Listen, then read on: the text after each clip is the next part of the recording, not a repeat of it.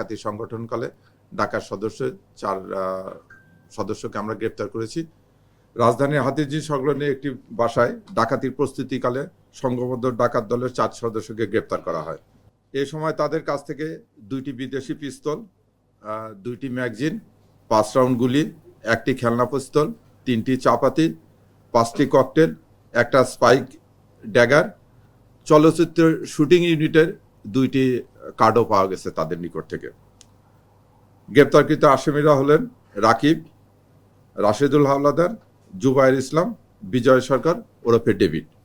গোয়েন্দা তথ্যের ভিত্তিতে রাজধানীর হাতিরঝিল সংলগ্ন প্রায় 40 জন সদস্য আমরা সেখানে ডিপ্লয় করি। তারা বিভিন্ন ডিসগাইজে ওখানে অবস্থান করে।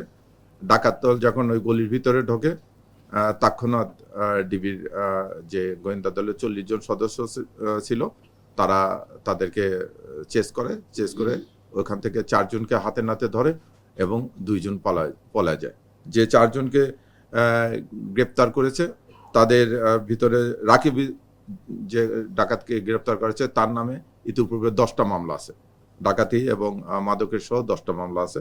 বিজয় সরকার তার নামে 6টা ডাকাতি মামলার আছে। এরা একাধিকবার পুলিশের হাতে গ্রেপ্তার হয়েছে। তো এই ডাকাত দলের বিরুদ্ধে আমরা অন্যান্য খোঁজখবর নিচ্ছি এবং তাদের বিরুদ্ধে আইনগত ব্যবস্থা গ্রহণ এটা প্রক্রিয়াধীন আছে। এটা একটা বিষয় গেল। আর একটা বিষয় হয়েছে যে রাজধানী উত্তরা এলাকা থেকে আমাদের রমনার টিম এক ব্যক্তিকে গ্রেপ্তার করেছে। তার আসলে পরিচয়টা দেব যে কি, তার নামটা আমি বলি।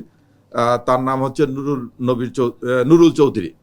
সে কখনো নিজেকে লেফটেন্যান্ট কর্নেল, কখনো পুলিশের এসপি, কখনো পুলিশের ডিসি, কখনো র্যাবের ডাইরেক্টর, এভাবে তার কাছ থেকে 4টে আইডি কার্ড পাওয়া গেছে, তার কাছ থেকে 2টে ওয়াকি টকি পাওয়া গেছে, ভুয়া একটা পাসপোর্ট পাওয়া গেছে, সেনাবাহিনীর মেজর পরিচয়যুক্ত একটি আইডি কার্ড পাওয়া গেছে, র্যাবের কর্নেল পদমর্যাদার ডেপুটি ডিরেক্টর পরিচয় ভুক্ত একটি আইডি কার্ড পাওয়া গেছে, 3টি অ্যান্ড্রয়েড মোবাইল ফোন পাওয়া গেছে, তারপরে সেনাবাহিনীর চিকিৎসা বই, বিভিন্ন ফর্ম ও চাকরি নিয়োগপত্র পাওয়া গেছে।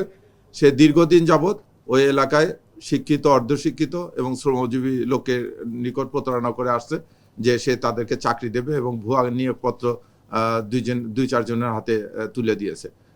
তার এই বিষয়টি আমাদের নলেজে আসার পর ডিবি রমনা বিভাগ তাকে গ্রেপ্তার করে এই উক্ত মালামাল উদ্ধার করেছে। মিরপুরে আমরা 2 জন আসামিকে গ্রেপ্তার করেছি। যে আপনারা জানেন যে কয়েকদিন আগে হয়েছিল, গুলি হয়েছিল ওখানে, ল্যাংড়া রুবেল নামে একটা নাম এসেছিল। তো ওই গোলাগুলির ঘটনায় আমরা ওই মেন আসামিকে গ্রেপ্তার করেছি, আর ওই ব্যবহৃত গাড়িটা উদ্ধার করেছে এবং অন্যান্য যে আসামি তাদেরকে গ্রেপ্তার করার জন্য আমাদের এখন অভিযান চলমান আছে।